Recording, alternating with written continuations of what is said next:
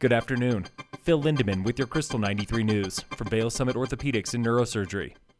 And like that, shoulder season is done. Nearly 107,000 cars passed through the tunnels Friday through Sunday, the busiest weekend on I-70 in 5 weeks. This weekend was 7% busier than last weekend, nearly 21% busier than the first weekend of the month, when the corridor bottomed out with 88,000 cars. The Summit Middle School gym teacher accused of sexually assaulting female students is going to trial. 61-year-old Leonard Grams was in court today in Breckenridge, where he pleaded not guilty on all charges. He has been on leave from teaching since August, when a 9-month investigation led to 8 charges, including felony sex assault. Grams is back in court December 15th for a hearing. He goes before a jury April 26th. A weeks-long spike in RSV is not slowing down. The respiratory illness started spiking in early September.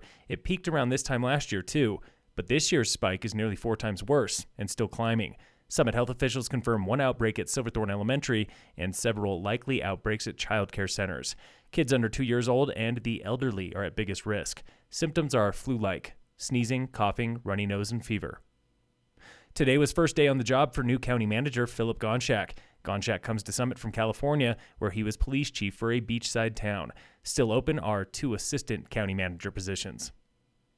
Big news from Dillon Town Park. We shrunk the construction fence. So all the playground equipment is going to be open for the winter, along with the rec path that goes through the town park. That'll all be open. We're going to plow that. That was town manager Nathan Johnson. The rest of the park opens early next summer. Town Park has been fenced off for over 2 years for construction and ice castles rehab.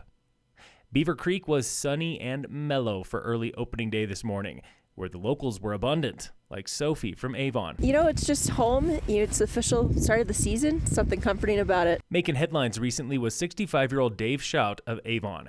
He's now a Guinness World Record holder for the oldest skier to grind a 25-foot handrail. He set that record right there at Beaver Creek, which got us thinking, what record would you break?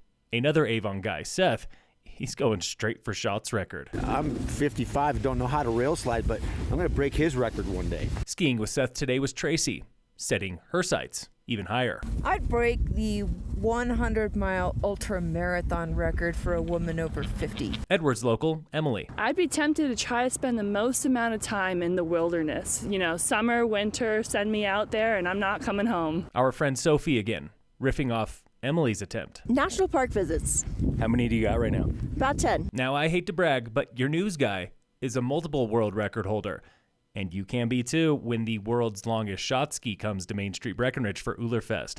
Park City stole the Guinness World Record title from us earlier this year, and it's time to get it back. Sign up at gobrec.com. In sports, Team USA Soccer ended the opening game of the FIFA World Cup in a draw today, 1-1 with Wales. Next game for the U.S. is this Friday for England. Tonight, the Avalanche play the Stars at 6:30. And in local sports, brought to you by Red Mountain Autos at their new location on Airport Road, Race of the Santas is coming to Breckenridge Main Street Saturday, December 3rd. Cost for entry only is $30. Hats and Santa suits will cost you extra. Sign up at BreckenridgeRecreation.com. Phil Lindemann with your Krystal 93 News from Vail Summit Orthopedics and Neurosurgery.